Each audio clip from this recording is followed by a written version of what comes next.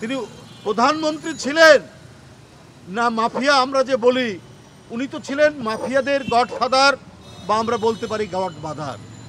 তারা যদি পুনর্বাসন হয় তাহলে এই দেশে আর মানুষ বসবাস করতে পারবে না।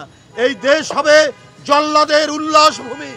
এইখানে গণতন্ত্র, কথা বলা, মত প্রকাশের স্বাধীনতা চিরদিনের জন্য কবরস্থ হয়ে যাবে, গোরস্থানে চলে যাবে। যে সেই দুর্বৃত্তরা আজকে নানা দিক থেকে পালিয়ে গিয়ে মাঝে মাঝে আওয়াজ তোলেন। শেখ হাসিনা বলছেন যে বর্তমান যে সরকার সে আর 1 মাসের বেশি টিকবে না, কারণ উনি লুটপাটের যে স্বাদ পেয়েছেন, টাকা আত্মসাতের যে স্বাদ পেয়েছেন, নিজেদের লোকদেরকে আঙ্গুল ফুলে কলা গাছ বানানোর যে তিনি কর্মসূচি নিয়েছিলেন, সেই কর্মসূচি, সেই স্বর্গ তিনি ফিরে পেতে চান। এই কারণেই তিনি বলছেন, কোথায় পার্শ্ববর্তী দেশ থেকে নাকি তিনি বলেছেন যে বিএনপি স্বেচ্ছাসেবক দলের একজন নেতা তাকে হত্যা করলো গোপালগঞ্জে। তাদের নেতা জিলানি সহ যাচ্ছিল নিজ বাড়িতে, গোপালগঞ্জ শহরের কাছে হত্যা করে তাদেরকে, হত্যাকারীদেরকে পুলিশ অনেককেই পারেনি, কিছু গ্রেপ্তার করেছে। এই কথা ছাত্রলীগের এক নেতা শেখ হাসিনাকে জানাচ্ছেন। শেখ হাসিনা তিনি ক্ষমতায় নেই, পলাতক অবস্থায় আছে। তার এলাকা গোপালগঞ্জ, তার বাড়ি, সেইখানে একটি শান্তিপূর্ণ কি বলে শোভাযাত্রা, শান্তিপূর্ণ একটি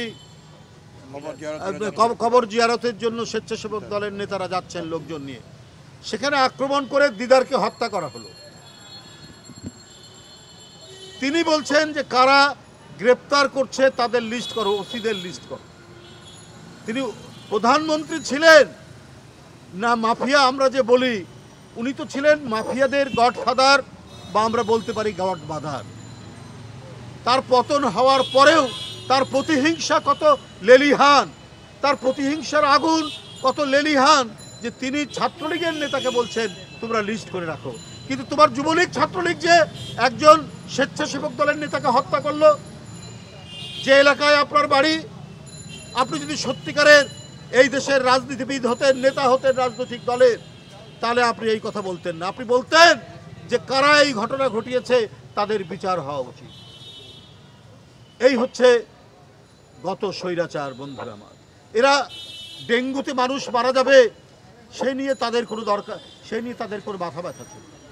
করোনায় মানুষ মারা যাচ্ছে, তিনি অত্যন্ত নিরাপদ অবস্থায় গণভবনের মধ্যে অবস্থান করেছেন। এদিকে শত শত হাজার হাজার লোক মারা যাচ্ছে। বন্ধুরা আমার, তাও যখন শুনি কেউ কেউ যখন বলেন যে এই স্বৈরাচারের পুনর্বাসনের কথা বলেন, তখন বিপজ্জনক বার্তা যায় জনগণের কাছে। যখন কোনো উপদেষ্টা বলেন যে তাদেরকে নিজেদের ঘর গুছানোর জন্য, তখন সেটি অত্যন্ত বিপজ্জনক বার্তা যায়। যারা এতদিন গুম, খুন আর আয়না ঘরের সংস্কৃতি তৈরি করেছিল, তারা যদি পুনর্বাসন হয় তাহলে এই দেশে আর মানুষ বসবাস করতে পারবে না। এই দেশ হবে জল্লাদের উল্লাস ভূমি। এইখানে গণতন্ত্র, কথা বলা, মত প্রকাশের স্বাধীনতা চিরদিনের জন্য কবরস্থ হয়ে যাবে, গোরস্থানে চলে যাবে।